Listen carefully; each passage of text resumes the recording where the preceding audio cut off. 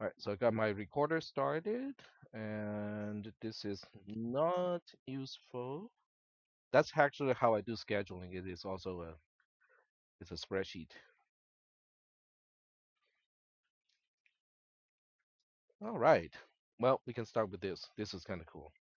All right, so let me show you where you can find this. Okay, the document that you're looking at right now, the spreadsheet. It is in the share file. It's in the shared folder for this class, and I am recording, so just in case people are wondering. Um, okay, let's get out of here.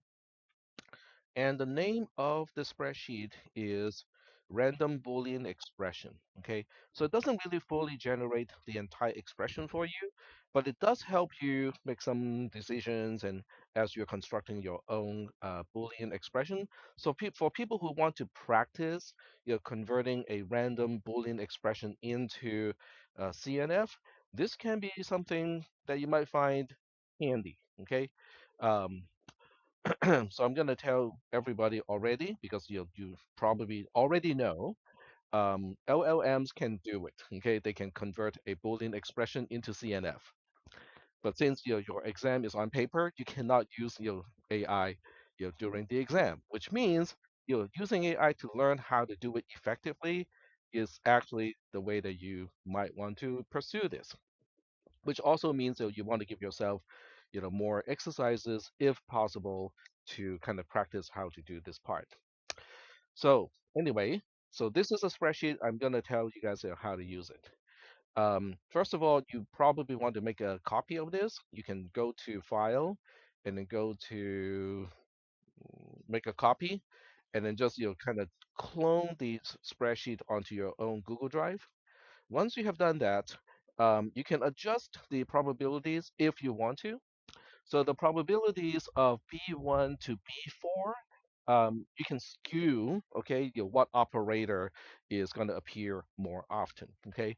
The key is when you add up um, B1 to B5, they have to add up to 1, okay, because of, they all have to be, a probability of 1 when you add them together.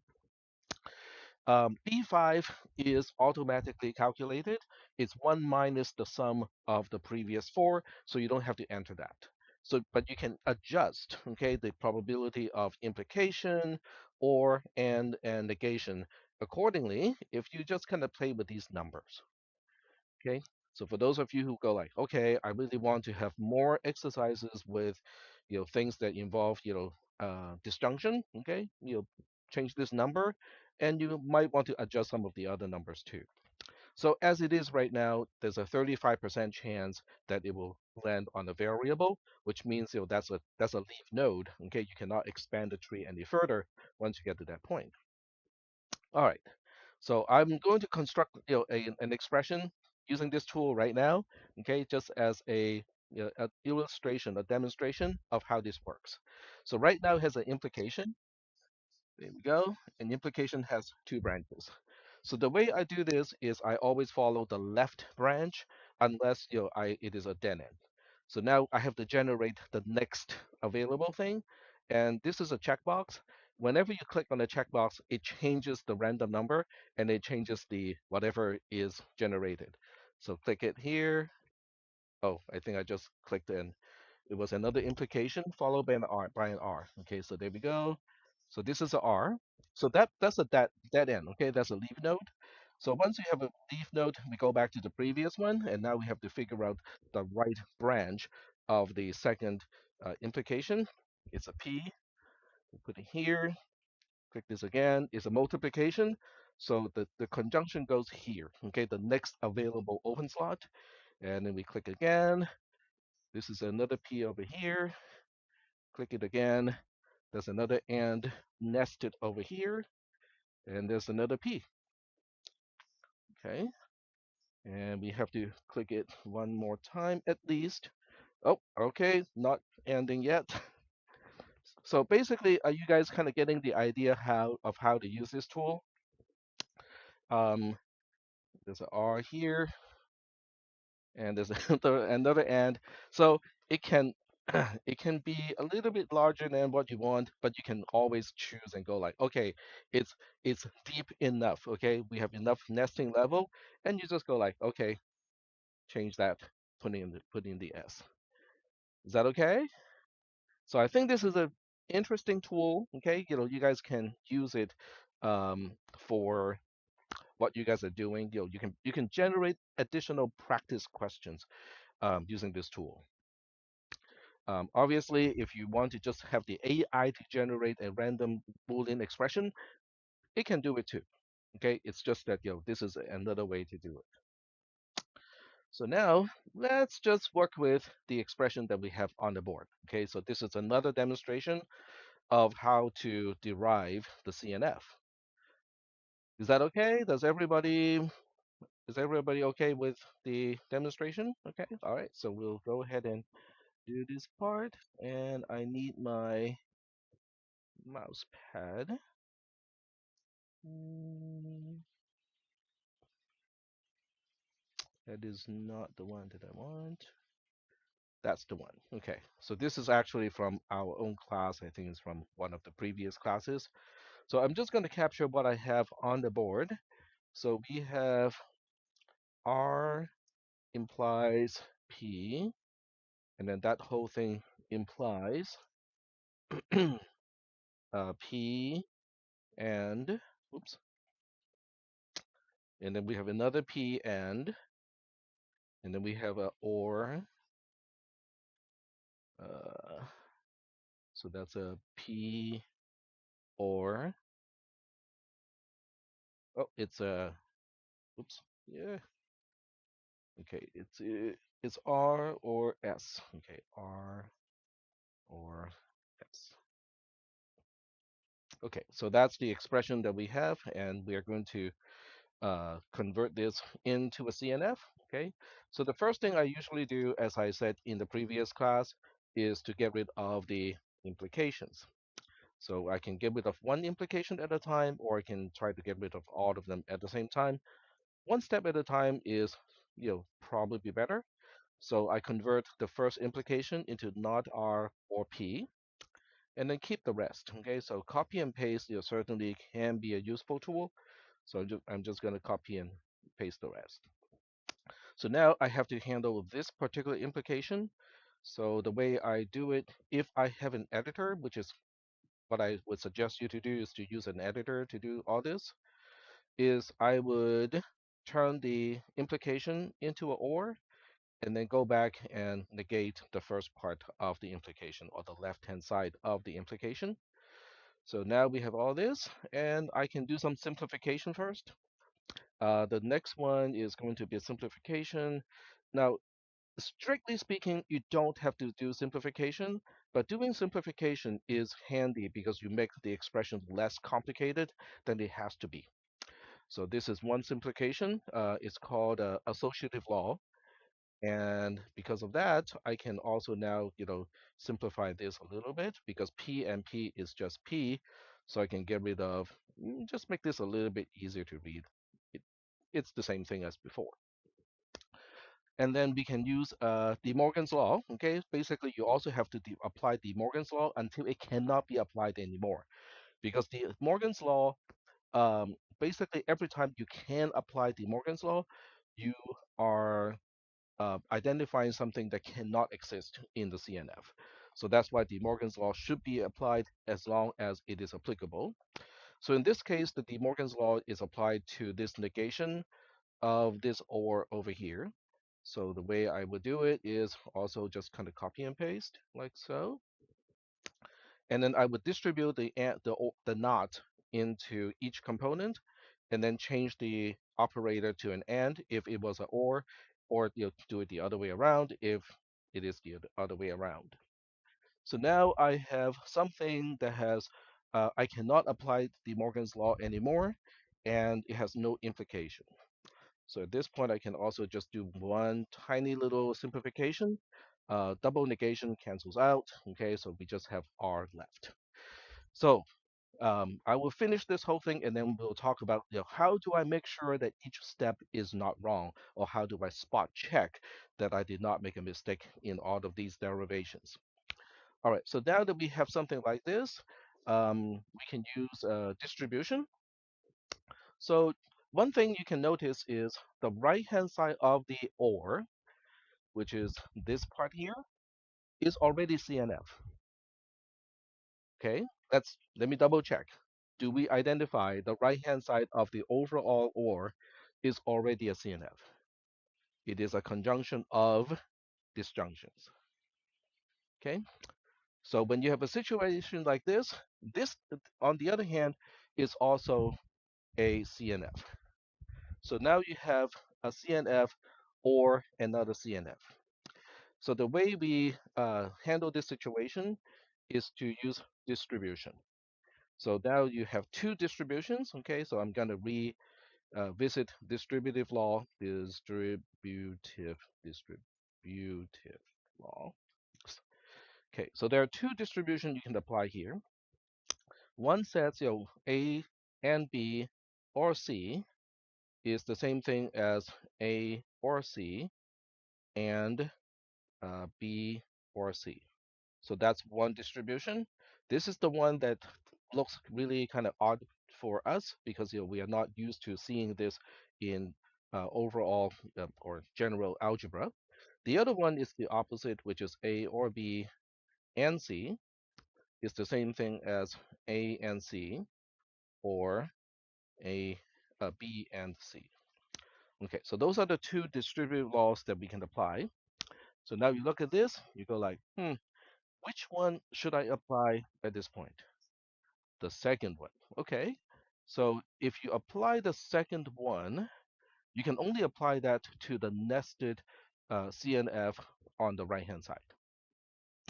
So, but it's not going to be helpful because if you expand this one, it will just turn into a DNF when it is already a CNF. Okay. But whether we can apply the first one or not is another matter. And it does look like that we can apply that, right? Because we can see that, A can be substituted by R, B can be substituted by not P, and then this whole C thing is this entire thing, right?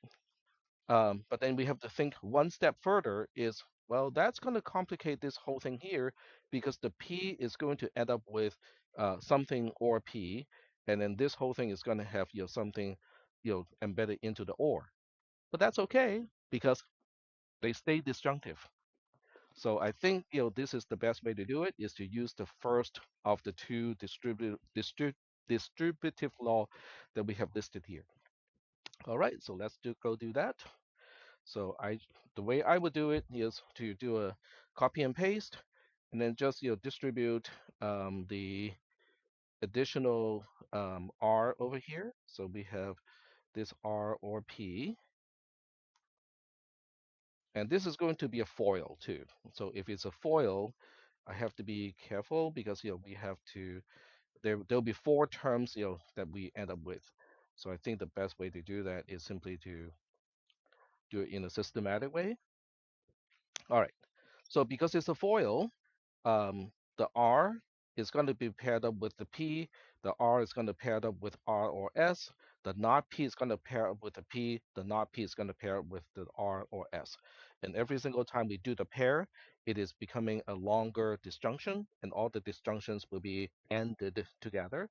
So now we just have to write them out. Okay, so we have R or P and R or, and I'm going to preserve the original expressions as much as I can. So this way I'm not concerned about simplification at this point.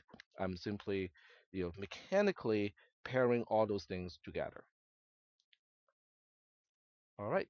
So that's the FOIL using the first of the two distributive laws. Are we doing okay so far? Yes, no, maybe,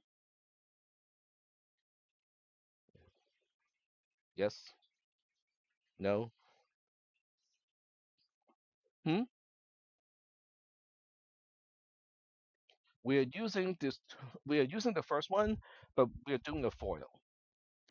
So what that means is I'm using the first law except we are doing a FOIL, which means we're looking at something like this and turn it into A or C and A or D and B or C and B or D.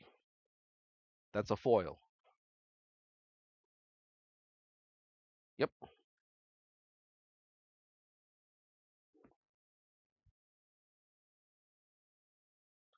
You can apply the second one. The problem with applying the second one, it is only applicable to the second part of this. No, you don't have to, but it turns something that is already a CNF into a DNF. So you can still, it will still work. Okay, in the end, you can still do it. It's just a slightly longer scenic route, which is okay. Okay, because in this class we don't care about whether it's an optimal path. We just need to get to the destination.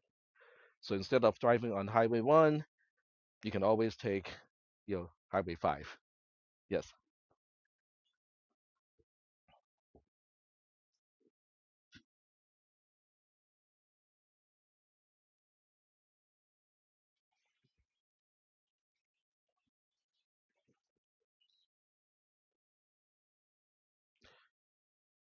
because, okay, so first of all, do we agree that this works as the foil version of this?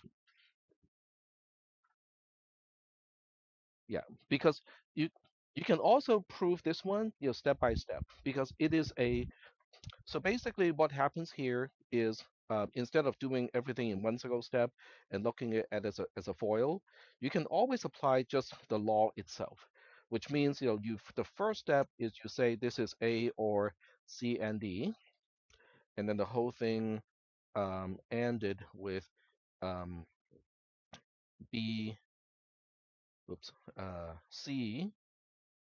No, it would be a B or wait, okay, so C and D, there we go. Okay, so this is the first step, right? So the first step is to treat C and D as just this C over here. And once you have this pattern, then you apply this pattern again. I mean, obviously the right hand side, right versus left hand side is reversed, but you can apply that distribution again. And then once you apply distribution again, you end up with this. Yep. So basically, FOIL, even in normal algebra, is a nested application of distributive law. Yes. Yeah, we can simplify. No, the not P or P cannot be turned into a P. It turns into something else. All right, so let's go ahead and simplify, okay? So if you are to give me something like this as the answer to this particular formula, I have to give you full credit because I only ask for a CNF. I did not ask for an optimized CNF that cannot be simplified any further, okay? But since we are on this, we're going to take a look at how to simplify this, because that's Boolean algebra. Okay, so we are going to take a look at this one and say, okay, how do we simplify this whole thing? So the first thing I'm going to do is to take out all the additional parentheses because they actually make it harder to see what you can do with each one. Okay, so we take out all the additional parentheses because of the associative law. And now we look at this and go like, oh, okay, we can do some simplifications here. R or R is just R. Not P or P is true, right? Because if you have not P or P, then one of those two things has to be true when the other one is a false. But when you have an or, if at least one of the two sides is a true, then the whole thing is going to be a true. So when you're guaranteed that one of these two has to be true, that means the disjunction itself has to be true. All right. So once you have a true in a larger conjunction, that true is also useless. Okay, because anything and true is just that anything. So that means I can now simplify this at least one step further. Okay, which is taking this out. We can also do absorption. Okay, we talked about absorption on Monday. So when we look at absorption in a conjunction, and there are two terms where one term is the more restrictive term than the other one, you can keep the more restrictive term and get rid of the less restrictive term. So that means, I can now also simplify the expression to, okay, copy, paste, and I can now take out the entire last term of the CNF, and what is left is just R or P and R or S. I cannot simplify any further, even though I could factor, okay, I could factor R out, but if I did that, it would not be CNF anymore. So in order to end up with a CNF, this is as simplified as I can go. Are we doing okay so far? All right. So now the question is, the bigger question is, but how do we know this is the same as the original expression? Yes.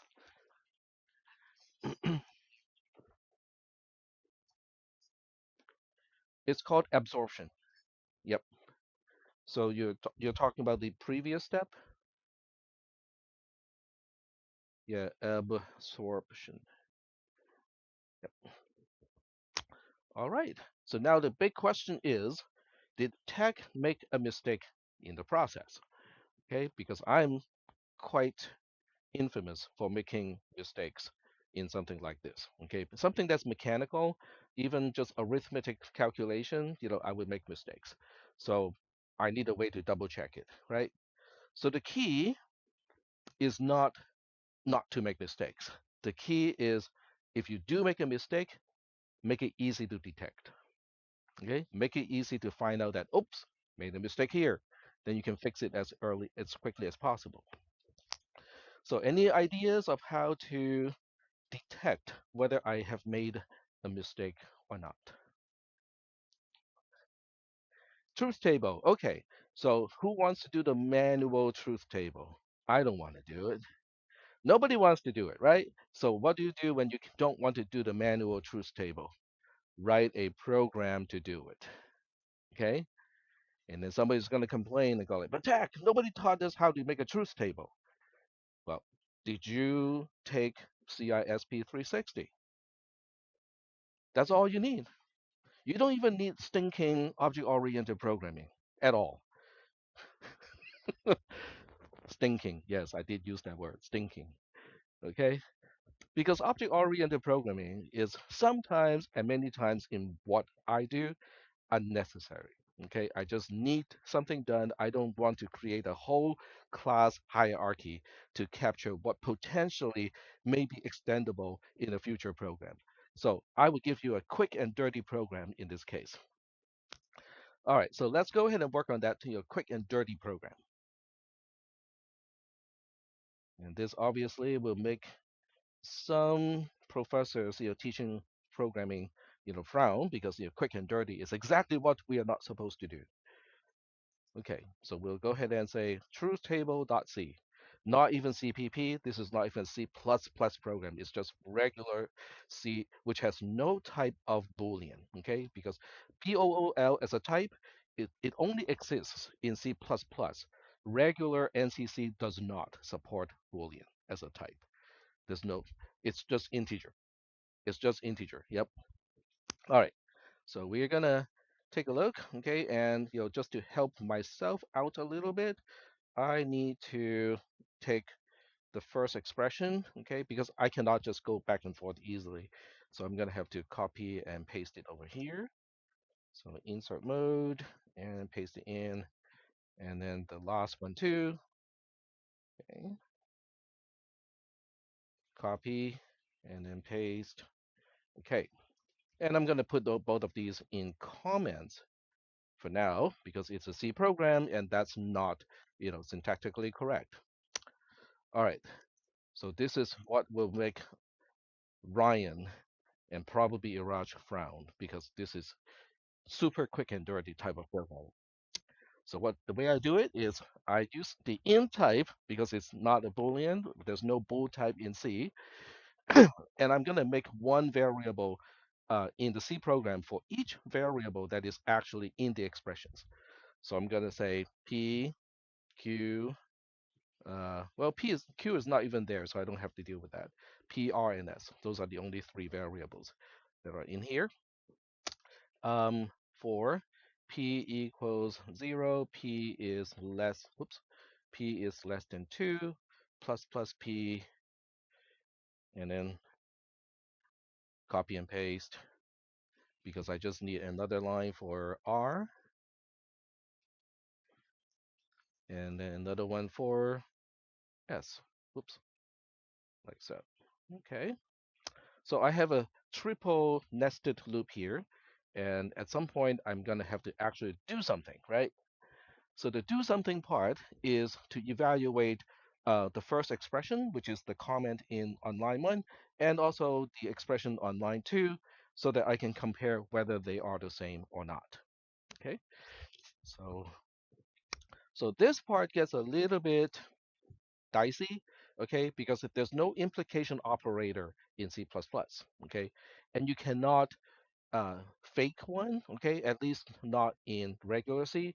In C++, you can, okay, because in C++ you can overload an operator. So you can pick an operator that normally does not apply to two Boolean operands, and there are plenty to choose from, right? And then you just say, now we're defining that as implication. So you can quickly, quite easily, and make it work. But in regular C, we cannot do that. Okay, it's not a problem because the quick and dirty way is to use macros.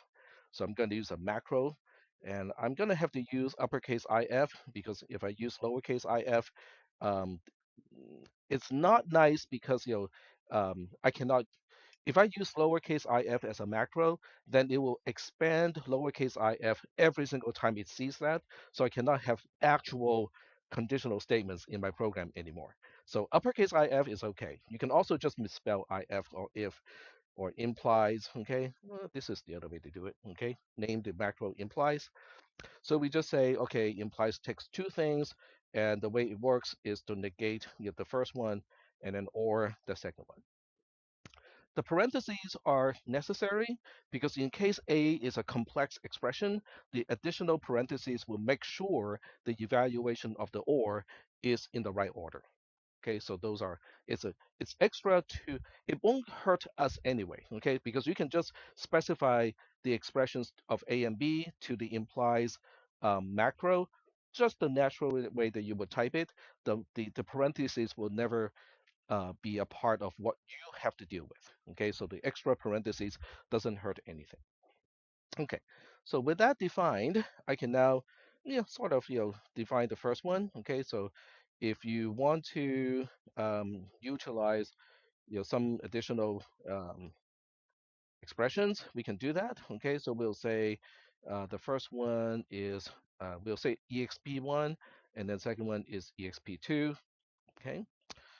Um, So now we can go ahead and, I mean, I can make these two DD, put it here, just kind of minimize scope crossing as much as I can. There we go. So exp1 is going to be the expression on line one. So we just have to translate that and say, there's a if. The first expression itself is also an if or implies. Okay, there we go. And then the first one is also implies, and it involves RP. So that's the left-hand side of the overall implies. And then on the right-hand side, we can just give it the entire thing. So that's P and R or S. Close, close, close. Okay, there we go. And then the second one is really a whole lot easier because I can just look at the simplified version like this and then translate that into logical operators. So this becomes R and P, the whole thing ORed with R. Oops, I just flipped the operators. Okay, that's and then we have OR what S like that. And now I just have to compare these two, make sure they are equal. Okay. So we can now say, so you would think you can just say, hey, We can just check that, right? And if they are the same, we're all good. Otherwise, not so good. So we'll get out here, okay? And we'll give it a non-zero exit flag, okay? Because this way, I can tell whether there's a problem or not, okay? Um, in reality, I would run this in GDB and I would put a breakpoint on line 13. So when it does go bad, I know where it went bad, okay? But let's go back to line 11, okay? So this is a quick review of CISP 360. Why is line 11 bad? Yes.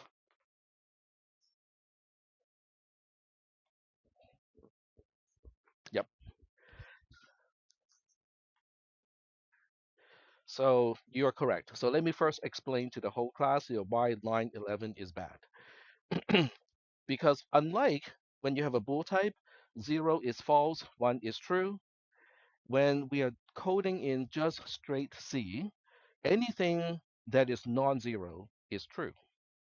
So that means after we evaluate line 9, the true of exp1 is 65. Now, don't ask me why I choose 65. The only way I can explain is 65 is not 0. It is true. Okay? So let's just say that line 10 also evaluates to true. Okay? The two expressions are truly the same. But that true may not be 65. Okay? Because it's an integer, it can be negative 16. So now, when you compare 65 to negative 16 on line 11, the types are integers. Okay, so as integers, 65 does not equal to negative 16, and the program is going to exit on line 13, thinking there's a problem. Okay, so there are a few ways to do this. Yes, go ahead. Okay. So you can basically just convert it into a Boolean. You can do it in place. You can make a function. You can even just define a macro to do it. I'll just do it with a macro. So the macro is going to look like this. Okay. I'm going to go, we'll turn it into a Boolean. Oh, I guess Boolean does exist in C then. Maybe it's a newer version of NCC that does have it. So I'm going to say Booleanize.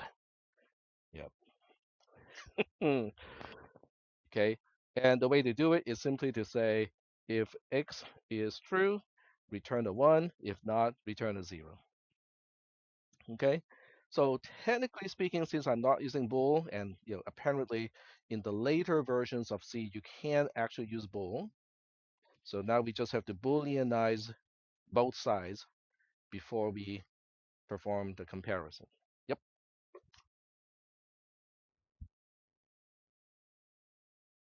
Yes. So on line 3, because the way we define implication, the truth table of implication can also be implemented by not A or B. So that's how we translate implication to operators that we know. All right. So I'll be, yes, go ahead.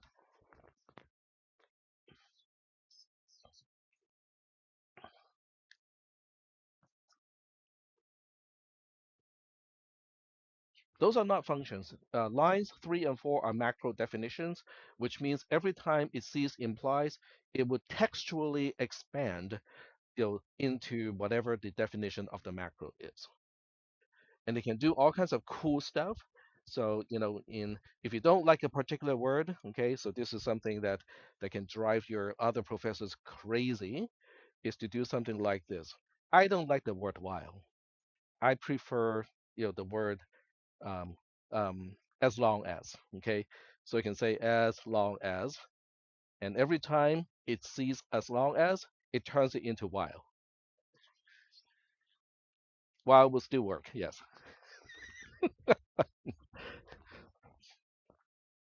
Hmm?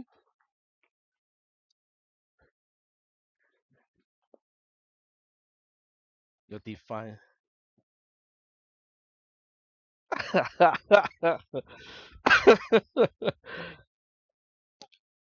No, there are ways to hide it. Do you know what is a makefile? Okay. So you can actually inline define macros on the command line. So you can do a GCC or G++ dash, I think it's uppercase D or that uppercase M.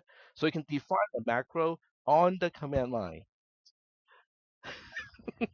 but it's in the make file. So you just have to tell a professor to run this program correctly, you have to use my make file. And then the professor will look at the source code and go like, "What the hell? How is this this program compiling?" Yes,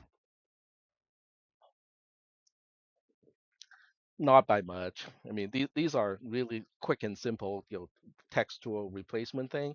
So you can also define unless to be if not, right?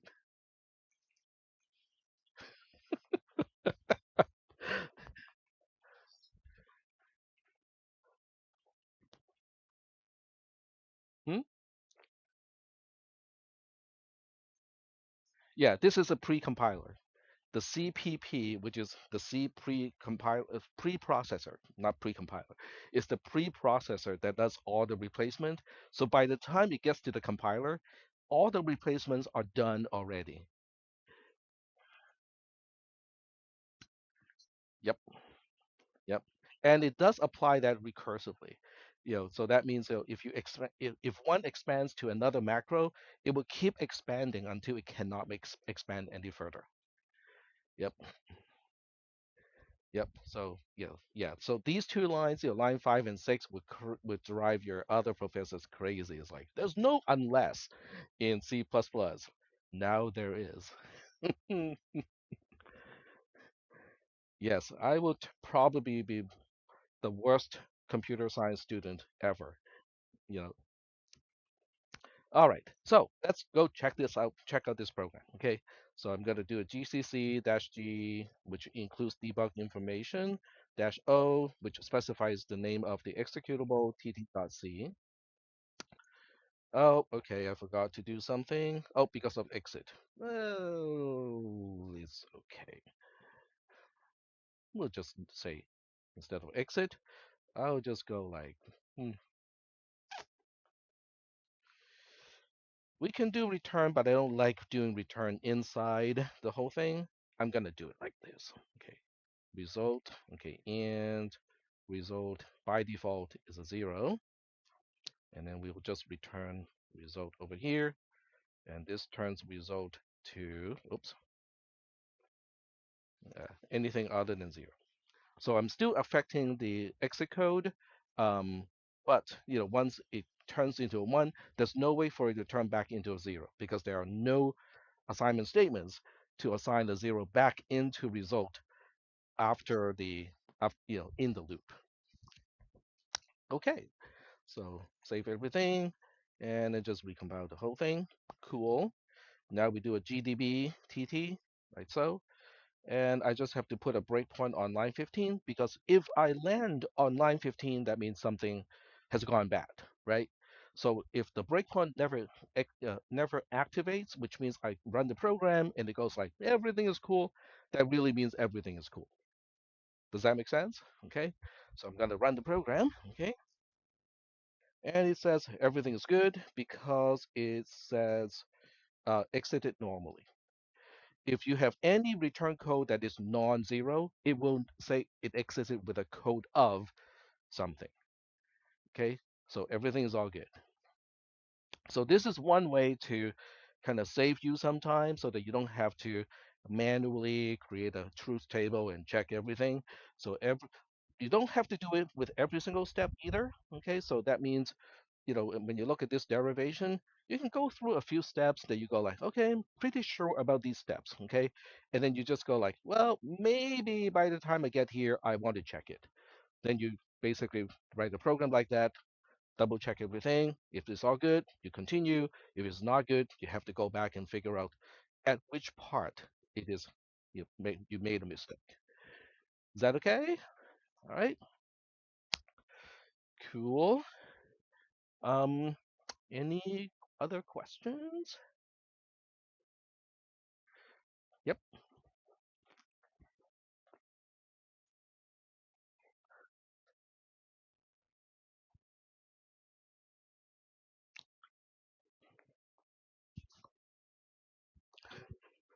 Well, 14 expressions. You're only having four variables, but you can have a lot of expressions.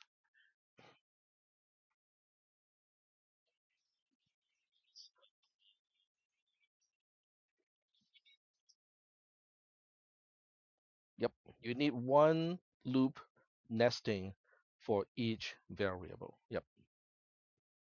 Yep. That is true. So I call this program really quick and dirty because it does not actually do any parsing and is not flexible. When you have more variables, you kind of have to change the structure of the program. But it is so easy to construct, right? And so easy to modify. If you had any more variables than just three, it's just one more nesting level.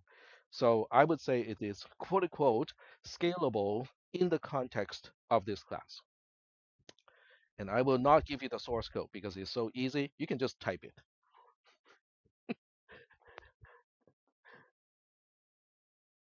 But does that kind of help you guys, understand how to work on the homework assignment? Okay. And if you think, yeah, Tech, I thought about this already, cool. Okay. Because that's what, you know, computer science is all about. It is about, finding a solution, automating something so that you don't have to do it manually. Yes.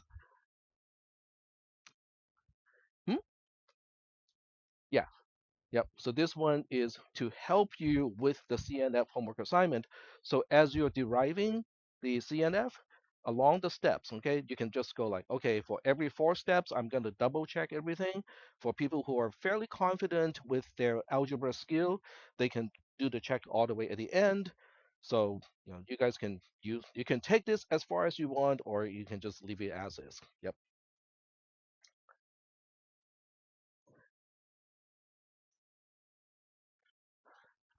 I believe so. Yes. I believe turning a general Boolean expression into a CNF can be mechanized. It does not involve human expertise to decide. Okay, so which rule should I use? I think it is really mechanical, but I haven't really thought about the entire thing. I know that the implication rule has to be applied anyway. Anytime you find that um, De Morgan's law can be applied, it has to be applicable. And then the associative laws are pretty easy to understand, right? When you see parentheses that do not need to be there, get rid of the parentheses.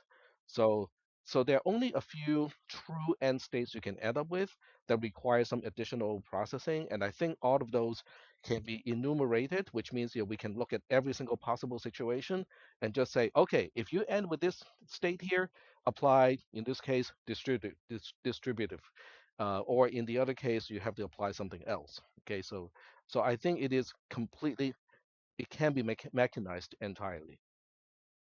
Yep, which is the whole point, right? The whole point is we don't want to have to do this manually. Yep, cool. Do we have any questions about any of this stuff related to C and F? No questions? All right. So without any questions about CNF, now we can return to the material that we were talking about. And this time we are going to combine resolution with proof by contradiction. Okay, so this one or this part of the lecture can be a little bit more confusing. So that means if you do have any questions to ask, you should probably raise your hand and let me answer the question. All right, so we're going to talk about the overall strategy, and then there are some examples in the module that actually illustrates how to do it. So the first thing is convert all Boolean expression in iota so that the overall system is a CNF itself. Basically, each expression is a disjunction of the elements of alpha or the negations of elements of alpha. Okay.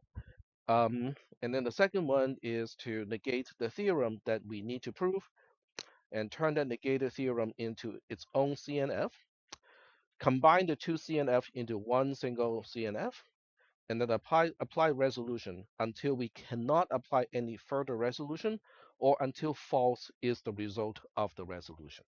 Okay, so at this point, it may look kind of confusing, okay, because we're combining a few things together. So that's why there's an example. So in the example, okay, so in this particular example, we are basically saying what is given to be true is this psi expression here. Okay, that's it. Okay, we know for whatever strange reason. Yes, sure. Okay,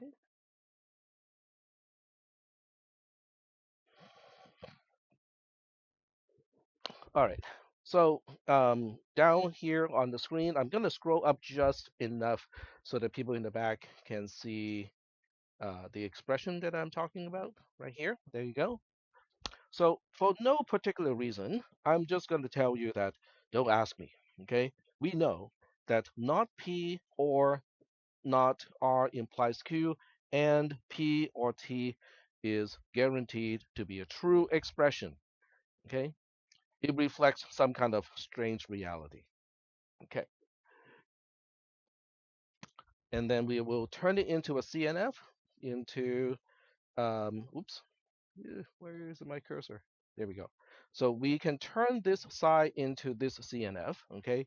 So those steps are illustrated in a CNF discussion, okay? So you can kind of go back to the earlier discussion of how to turn a general expression into a CNF, but that part is already done, so we can arrive to this conclusion here, which basically means if you plug this expression and this expression into the program that I was just writing, it will be okay. Okay, those two expressions are guaranteed to be equivalent to each other. And then we have a theorem. Okay, so can I scroll? Okay, okay, all right, that's cool. So for no particular reason, I am thinking that if psi is true, then phi is also going to be true. So phi is a proposed theorem. Now, whether it really is a theorem or not, well, I don't know yet. Okay, I'm just I have a gut feeling. Okay, and I have a gut feeling that hey, if psi is true, then phi is also guaranteed to be true. Okay, and this is also a good time to basically talk about why you should never trust your gut feeling when it comes to math and logic.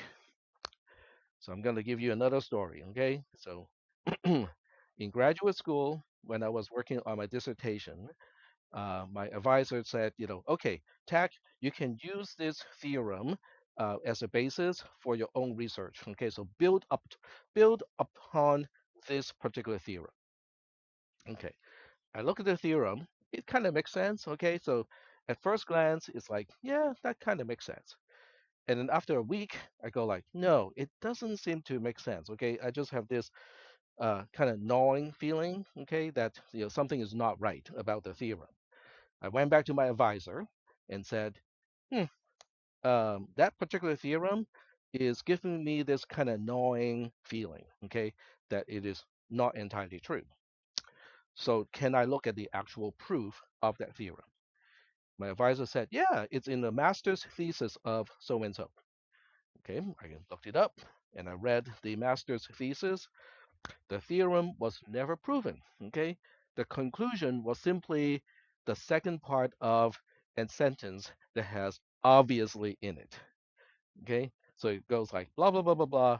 Obviously, the conclusion, the theorem, that my advisor told me to trust. I go like that's not a proof. It's not a mathematical proof. Went back to my advisor. My advisor goes like, well, yeah, but the entire thesis committee, which is the same three professors that I had on my doctorate dissertation committee, they already checked this, so you can trust this. I go like, can I have 1 week to kind of work on this one before I can convince myself that it is good? My advisor goes like, sure, no problem. So in that 1 week, I came up with a counter example.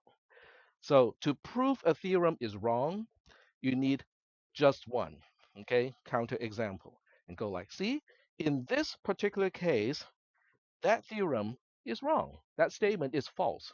It doesn't work. So I went back to my advisor with my counter example, and my advisor responded with one word. Oh. I went back to the lab and told my the other people in the lab about this discovery, right? The theorem turns out to be false. And one of my peers went ballistic. He was a student, a master's thesis. He was working on his master's thesis. He had worked on it for 3 years. He's almost done. And guess what? His master's thesis was based on the very same theorem.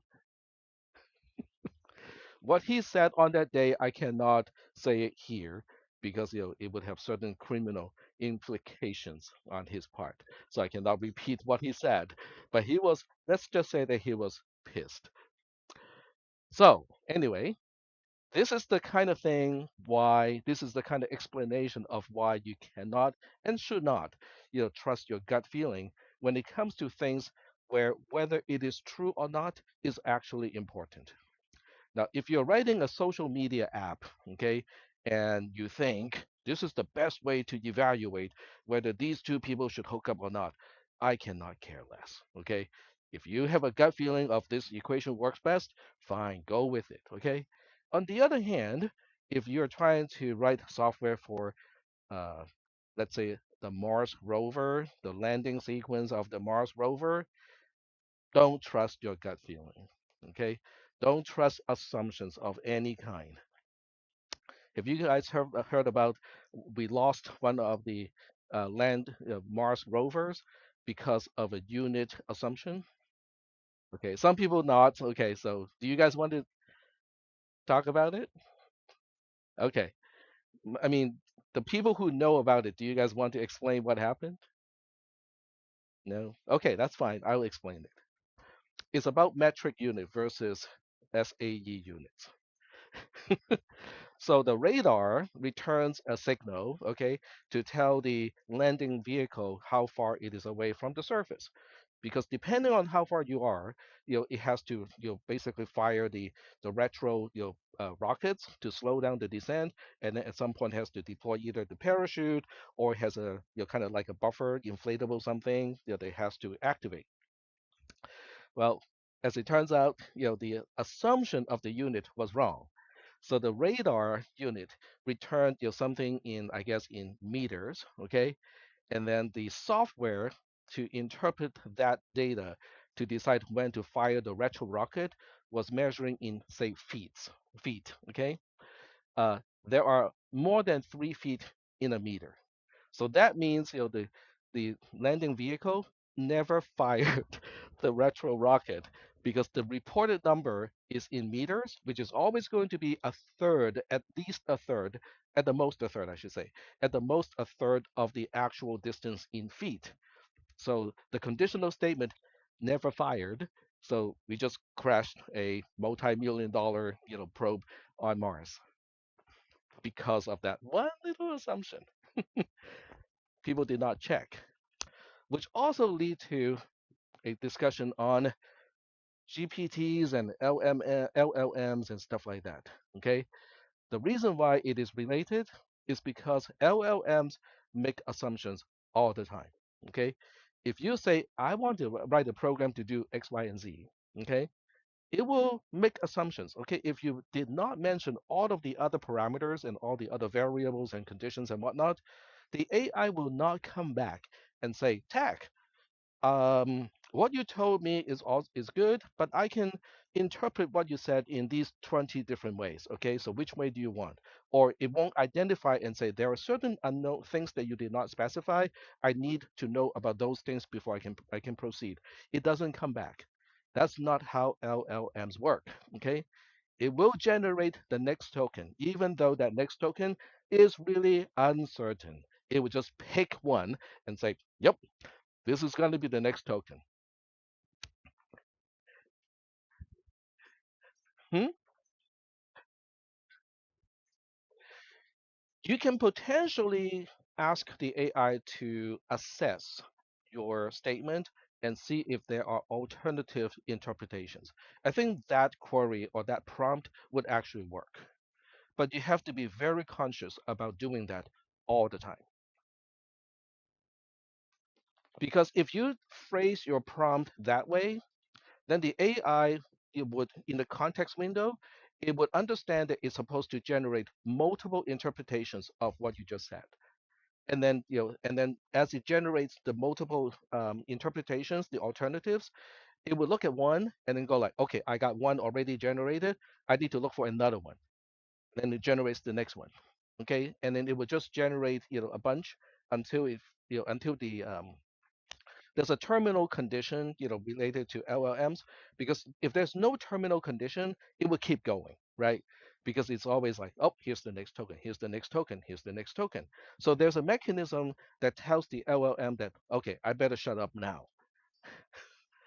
And but if you phrase your prompt first as, this is what I want to do, but tell me whether there are alternative interpretations and I need to clarify. I think that prompt may work, but you have to be very conscious and do it all the time.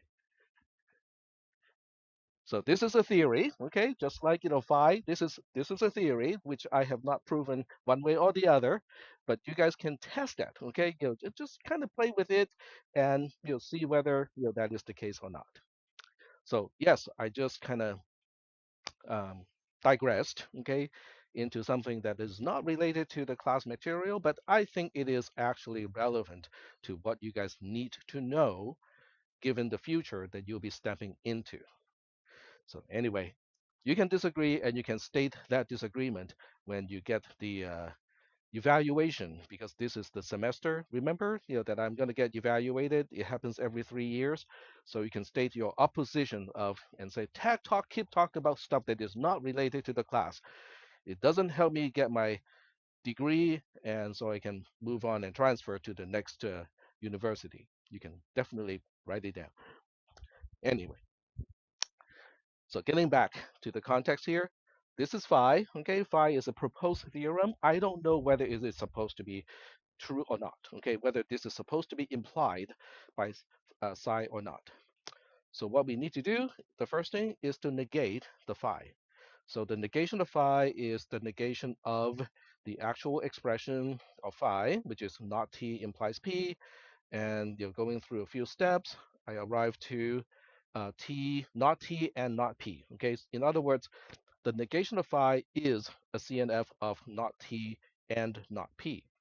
So now what I need to do is to make a conjunction of the CNF of psi and the CNF of not phi. And that turns out to be this. So are we okay so far in terms of understanding why we have this longer CNF? So part of the CNF comes from the CNF of psi, part of the longer CNF. The other part comes from the CNF of the negation of phi. So now we look at this and go like, what are we going to do with this? Well, we want to apply resolution if it is applicable. So you look at this and you ask, can we apply resolution? So the way you apply resolution is you can do it systematically or you can do it intuitively. I recommend you do it systematically first, okay? So the way you do it systematically is you take the first expression and then you look at the second expression and then you ask, is there a variable that is negated on one side but not negated on the other side? It doesn't matter which one has the negated side.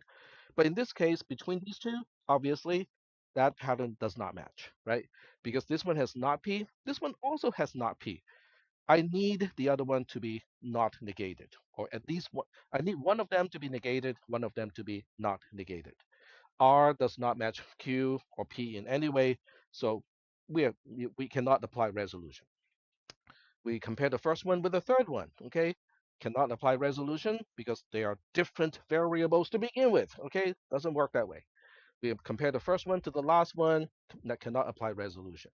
Then I step to the second expression and then compare the second to the third, cannot apply resolution. Try the second one with the fourth one, cannot apply resolution.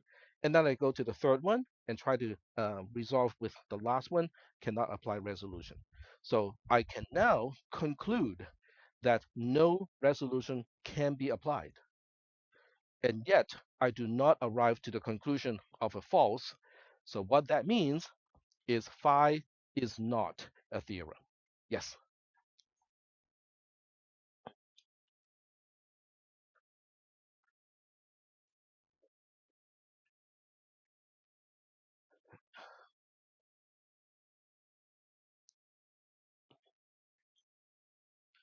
So, okay, so let's talk about the outcome of, or how to interpret the outcome. Okay, so the outcome is I cannot apply any additional resolution. In fact, I cannot apply a single resolution, but I cannot get to false. Okay, because the idea is I need to get to false, which is our contradiction in proof by contradiction. So I cannot get to that contradiction. So the interpretation is phi is not a theorem of psi. Now, what is the meaning of phi not being a theorem of psi? It doesn't mean that phi itself cannot be true. It simply means that it cannot be implied by psi. Is that okay? So the only thing that I cannot guarantee is if psi, then phi has to be true. If psi is true, then if psi is true, then phi also has to be true. I cannot come to that conclusion. Yes.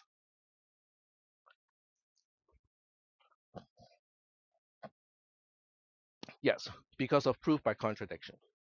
So here's another example. Okay, so that's why the paragraph ends with disappointed. Let's try another proposed theorem. So this time, phi prime, okay, the proposed theorem is P implies not Q.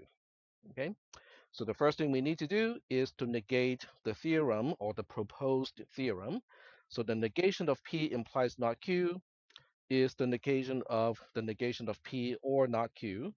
Then I apply De Morgan's law, becomes not P and not Q, and that simplifies to P and Q, which is a CNF.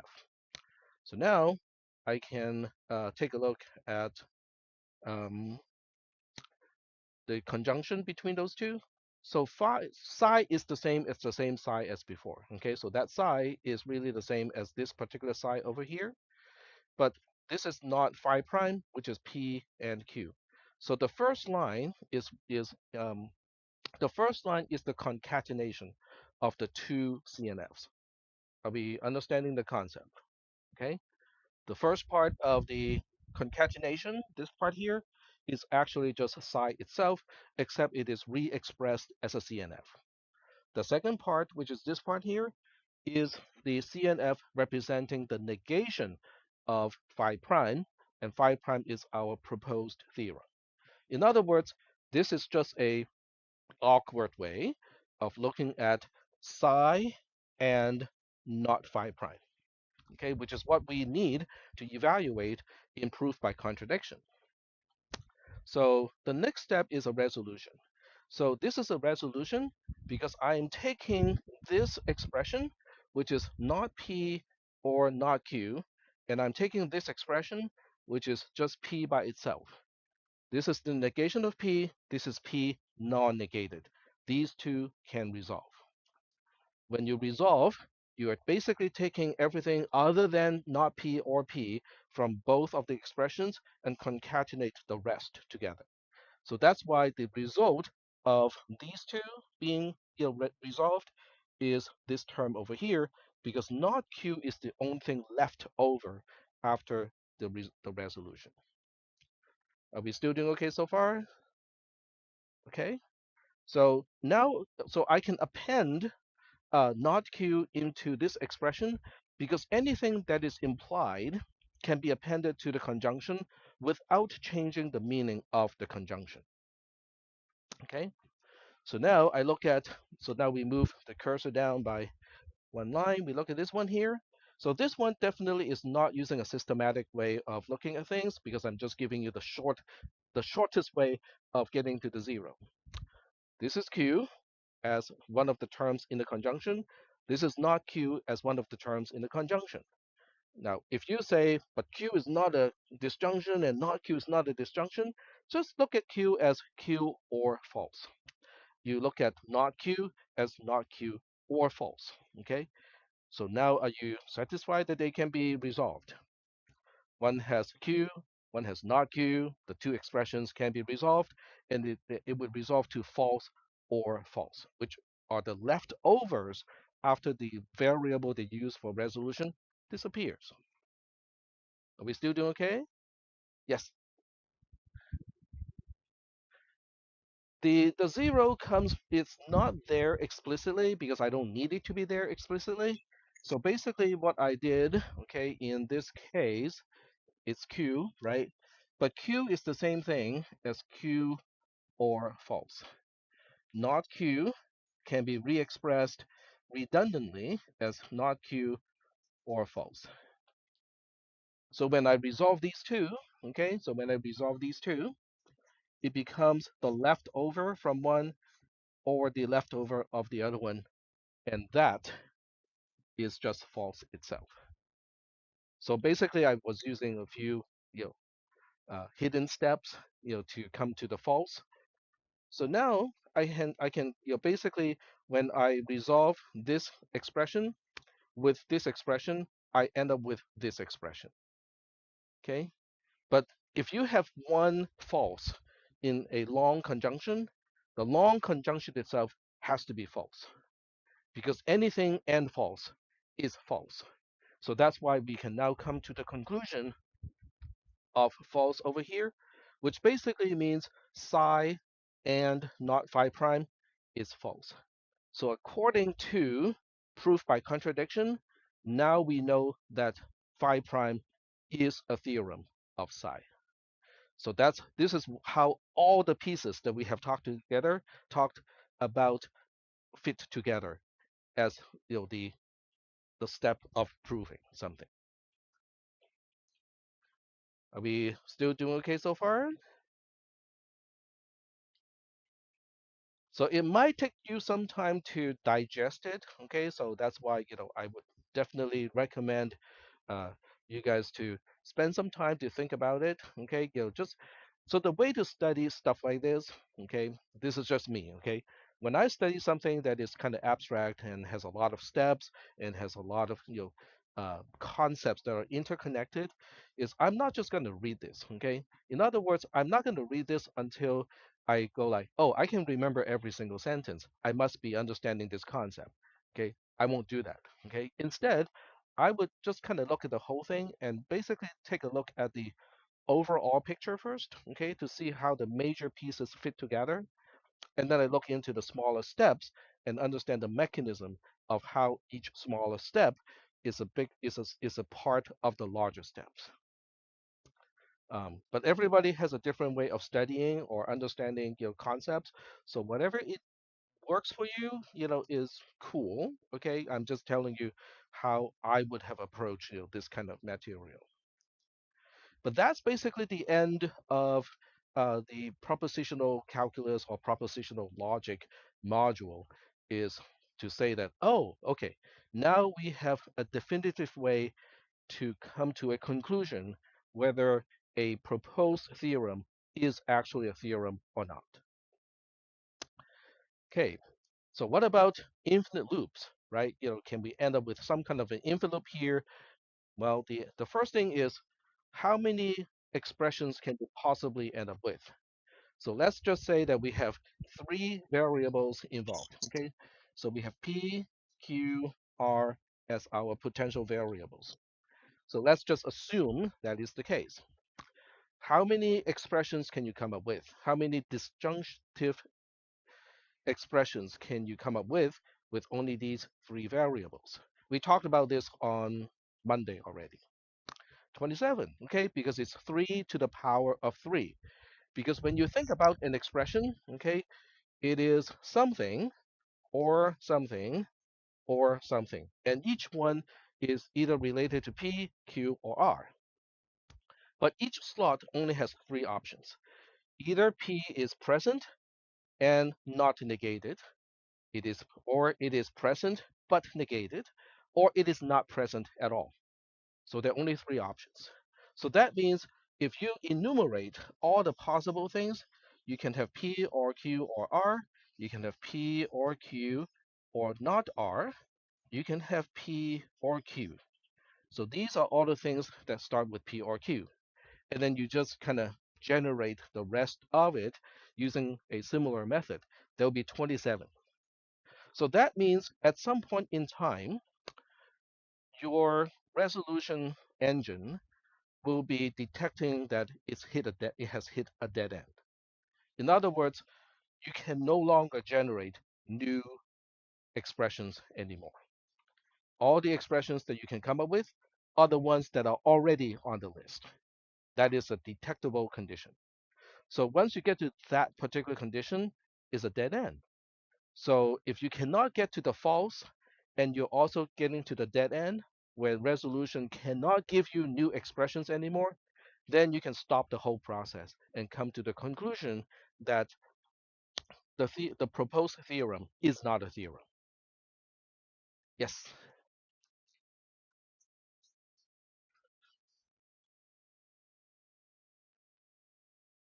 you could. Yep. So the whole, so a truth table approach is another way to solve this whole thing. But the problem of a truth table is it is gigantic, um, because it is the number of variables. It's 2 raised to the power of the number of variables.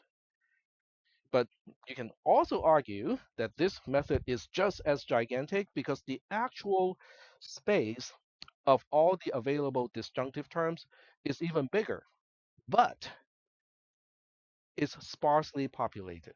In other words, the things that you can resolve into is a much smaller subset than the actual space itself.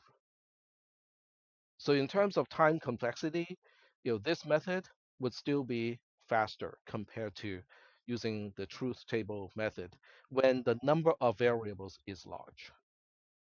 Yep. Yep.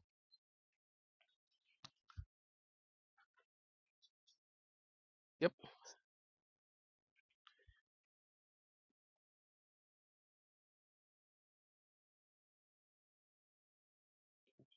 It is the other way around. It is 3 raised to the power of the cardinality of A because each slot has 3 options. Yep. So when you look at each slot having 3 options, this is the other way why this class is related to CISP 430. Because once you understand the concept of a tree, so let's just say that we are looking at PQRST. Okay, so PQRST. And you want to know how many disjunctive terms you can actually end up with. So the way to look at this is to say, okay, this is the starting point. I'm just concerned about P. There are 3 options for P. It is P itself, the negation of P, or P is just not even part of the expression. For each point of P, you can branch off to 3 options for Q because Q can be here, not negated, it is there but negated, or it is missing entirely. For each one of those combination of P and Q, you have 3 options. For each one of these, you have 3 options. For each one of these, you have 3 options. That is why in this particular case, with 5 variables, the total number of leaf nodes is going to be 3 raised to the power of 5. Because every time you go one level of the tree, you are multiplying by 3. Since the tree has 5 levels, so you end up with 3 to the power of 5. Hmm? 243, which is not a really huge number. If you do it by hand, yes, it is still hairy, but if the computer does it, it's not too big of a deal. But the point is, it is a finite space. Even if it is somewhat large, it is still a finite space. And as you pointed out, you can also use a truth table. Just use a truth table. You can also prove the same thing. Yep. All right. So do we have any additional questions about propositional logic? Yep. Hmm.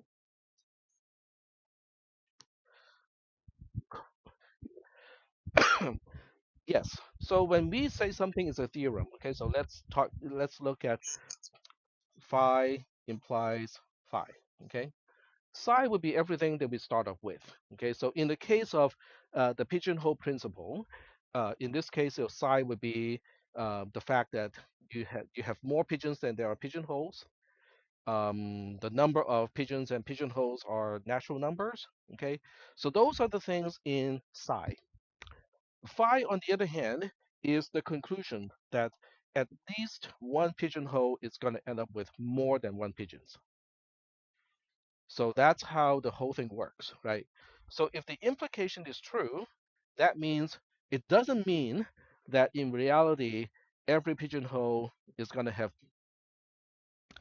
more than one. At least one pigeonhole is going to have more than one pigeons. That is not what it's saying about reality, because it has a condition. The condition says you have to have more pigeons than there are pigeonholes to begin with. So this implication is simply saying the implication itself, okay, being true is simply saying if psi is true, then phi has to be true. On the other hand, if psi is not true, well, guess what? Anything can go with phi. It can be true, it can be false. We don't know. Yep.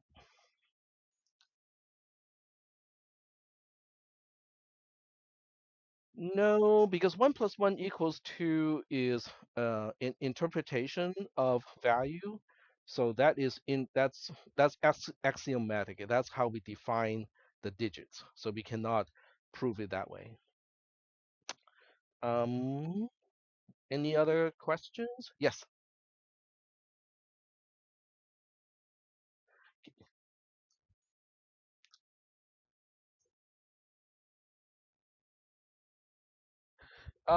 There's one that is already in the module itself. Okay, have you read that one?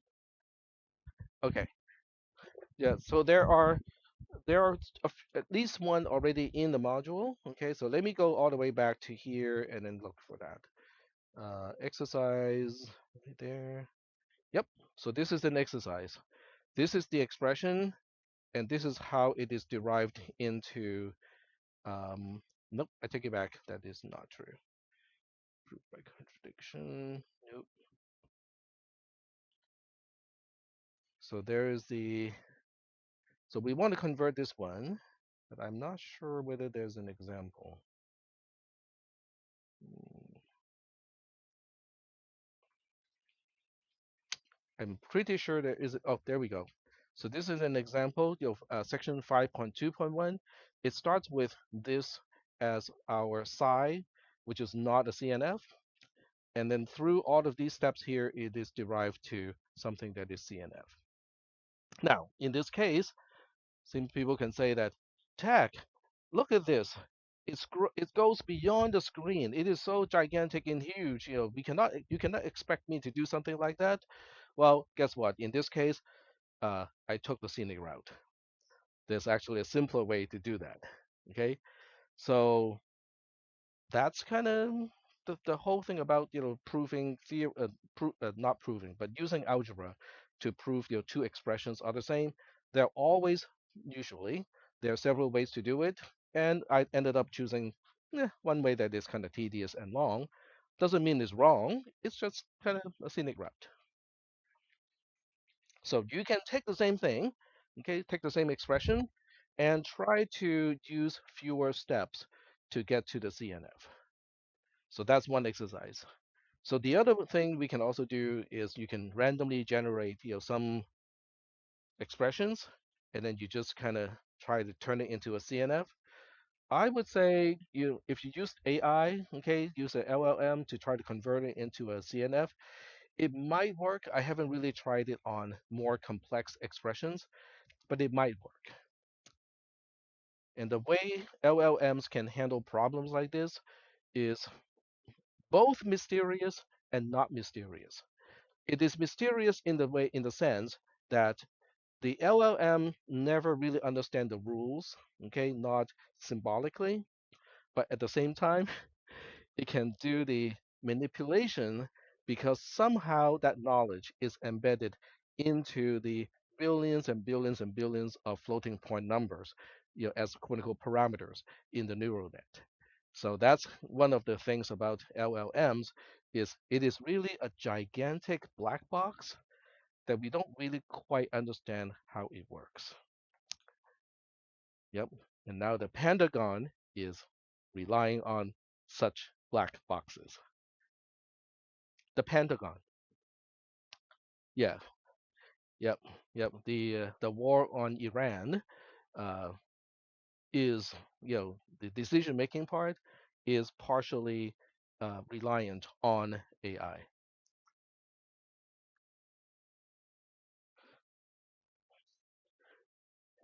Anthropic is doing the best uh, advertisement campaign ever in the tech industry. I think they understand that this ban is temporary. Okay, they understand that this has a lot to do with politics, and politics never stays stationary. Okay, it's always moving. But it is the perfect opportunity to advertise. They're basically getting onto the headline, spending nothing.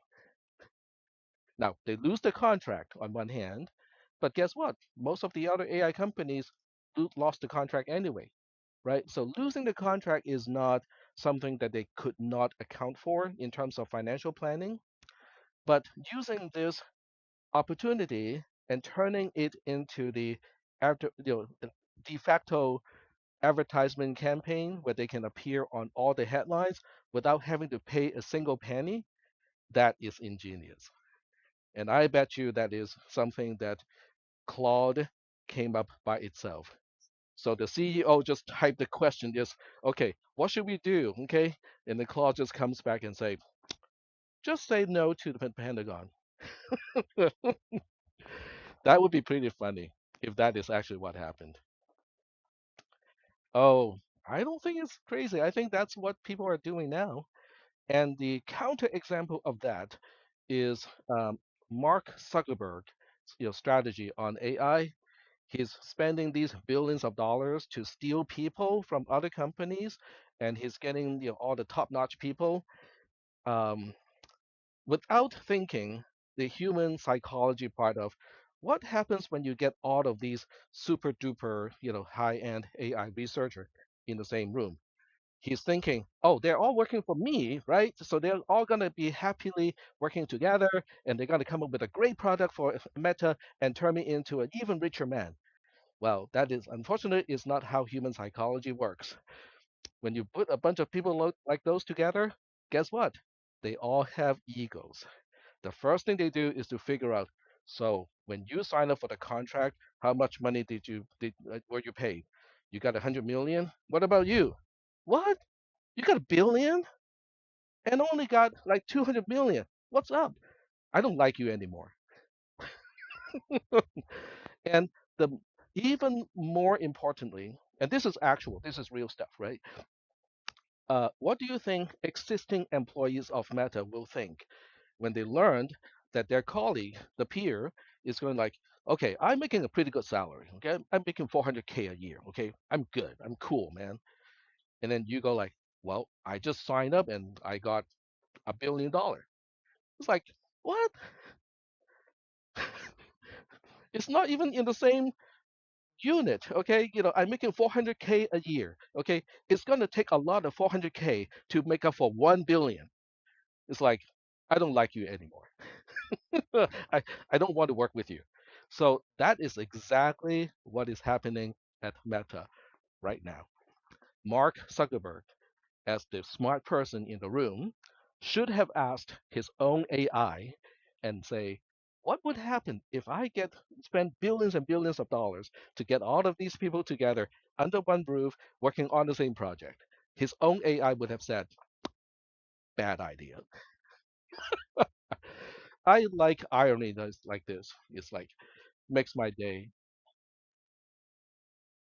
All right, I'll see. Enjoy your spring break. I'll see all of you in about 2 weeks, a little less than two. Yeah, you can send me emails.